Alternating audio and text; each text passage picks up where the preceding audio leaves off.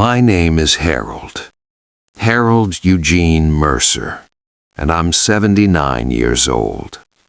I've been sitting in this chair for about an hour now, trying to decide whether to start.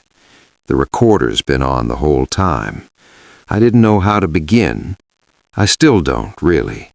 So I'll just say the thing I came here to say. The church was full the day we buried Margaret. Every pew, standing along the walls, people I hadn't seen in years.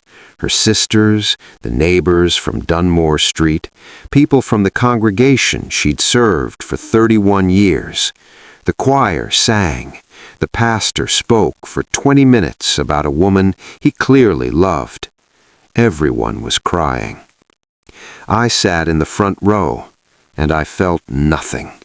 Not grief, not relief, not even the dull ache I expected. Just nothing.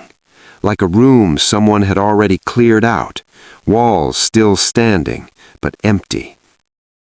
I've never told anyone that. Not my son, not her sister Ruth, who held my hand through the whole service, not the grief counselor the church sent to the house 3 days after. I smiled when I was supposed to smile.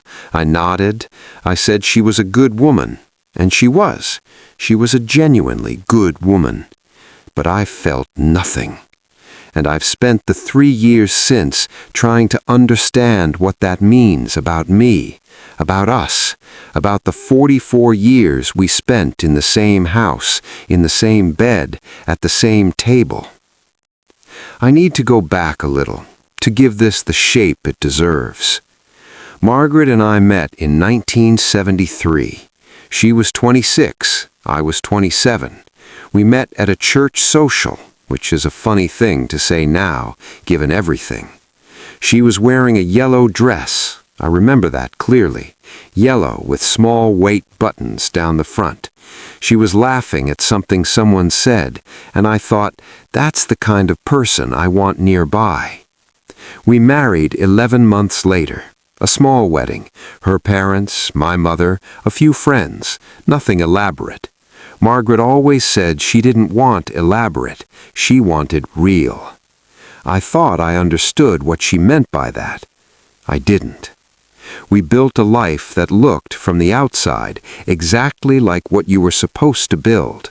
House in a quiet neighborhood, 2 sons, Daniel and Carl, a garden she kept beautifully, a church she gave herself to completely, Sunday dinners, holidays, birthdays, vacations to the lake every August for almost 20 years. From the outside, it was a full life. And it was full. I want to be careful here. I'm not saying it was empty or false. I'm saying something quieter than that. Something I don't quite have the right words for, even now. I'm saying that somewhere along the way, I stopped being present inside it. I don't know exactly when it happened. That's the honest answer. It wasn't a single moment. It was more like a slow leak, the kind you don't notice until the room is already cold. I worked. That's what I did. I was a civil engineer for 36 years. I was good at it. I took pride in that. Margaret supported it without complaint, which I now understand was its own kind of suffering she chose not to share with me. I'd come home tired. She'd have dinner ready. We'd eat, talk about the boys, about the week, about ordinary things. I'd watch the news, she'd read. We'd go to bed. And the next day it would begin again. I don't say this with contempt for either of us. We weren't unhappy, exactly. We weren't fighting. We weren't cold to each other. We were just moving through it, side by side, but not really together in the way I think she needed, in the way I think I needed too, if I'm being completely honest. She tried to reach me. I can see that now. She'd suggest walks after dinner. Sometimes I'd go, sometimes I'd say I was tired. She'd bring me coffee in the study on Sunday mornings and stand there for a moment, and I think she was hoping I'd put the newspaper down and talk to her. Sometimes I did. Mostly I didn't. There was a night, Daniel must have been in high school, she sat down across from me at the kitchen table after the boys were in bed, and she said, "Harold, do you think we're all right?" I said, "Of course we're all right. Why wouldn't we be all right?" She looked at me for a long moment, then she said, "Okay," and she went to bed. I stayed up another hour reading. I didn't think about it again until she was gone. The thing about a long marriage is that it gives you so many chances. That's what I didn't understand while I was inside it. I thought there was always more time, another summer, another quiet evening where things could be said. I kept postponing the version of myself that was more present, more open, more willing to sit still and actually be with her. I kept thinking that version was coming, that one day I'd be less tired or less distracted or less whatever it was that kept me slightly removed from my own life. That day didn't come. Or rather, it came too late to matter in the way it should have. She was diagnosed in the spring of 2018, ovarian cancer. They found it late, stage 3. She did the treatments without much complaint, which was so entirely Margaret that even now it makes my chest tight to think about. She lost her hair, she got thin, she was tired in a way I'd never seen her tired before. And during that time, something cracked open in me. I started being present. I started making her tea in the mornings and sitting with her while she drank it. I started asking her about her childhood, about her mother, about things she'd never told me because I'd never thought to ask. I started holding her hand when we watched television, small things, ordinary things that should have been ordinary the whole time. And she received them. She didn't say, "Where were you 44 years?" She didn't say, "Now you show up." She just received them with this quiet grace that was so completely her. But I could feel it, the weight of the years underneath it all. One afternoon, about 6 months before she died, we were sitting on the back porch. It was October, cool but still pleasant. The garden was going dormant for the season. She'd been too weak to tend it that summer, and she hadn't said anything about that either.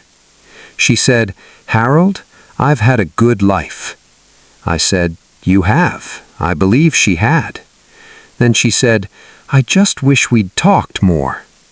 She said it quietly, not as an accusation, just as a fact she was leaving somewhere between us before she didn't have the chance to leave it anymore. I didn't know what to say, so I said, "Me too." And she nodded, and we sat there until the light changed. That was the most honest conversation we had in maybe 20 years, and it lasted 40 seconds. She died in April of 2019. It was a Thursday, early morning. Daniel was there. Carl had driven through the night to make it and arrived about an hour after. I was holding her hand. The house got very quiet after the hospice workers left. The boys stayed for a week. Ruth came and stayed longer. People brought food. The phone rang constantly. I moved through all of it like a man in a thick fog, nodding, thanking people, signing papers, making decisions about flowers and readings and whether to have the reception at the church hall or at the house. I kept waiting for the grief to arrive. It didn't, not the way I expected. The morning of the funeral, I put on the dark suit she'd always said looked well on me. I tied my tie in the bathroom mirror. I looked at myself for a long time. I thought, today you will bury your wife of 44 years. I thought, today you will feel what you are supposed to feel. And then I sat in that front pew, in that full church, and I felt the absence of feeling, like a physical thing, like a hollow in the chest. Not peace, not numbness from shock, something more specific than that. I think what I felt was the realization that I had already lost her, slowly, over decades, and that the loss I was supposed to be feeling in that church had already been felt in small pieces over years without me ever knowing that's what it was. She had been grieving something for a long time, and I think I had been too, without ever naming it. Daniel called me about 6 months after the funeral. He lives in Portland now. He called just to check in the way he does, and at some point in the conversation, he said, "Dad, I think Mom was lonely sometimes." He said it gently. He's a gentle man, takes after her in that way. I said, "I think you're right." He didn't say anything else about it. We talked about his kids, about the weather, about something ordinary, but those words stayed with me. They're still with me. I think Mom was lonely sometimes. And the thing is, I knew, on some level, I always knew. I just didn't know what to do with that knowledge. Or maybe I was afraid that acknowledging it would require something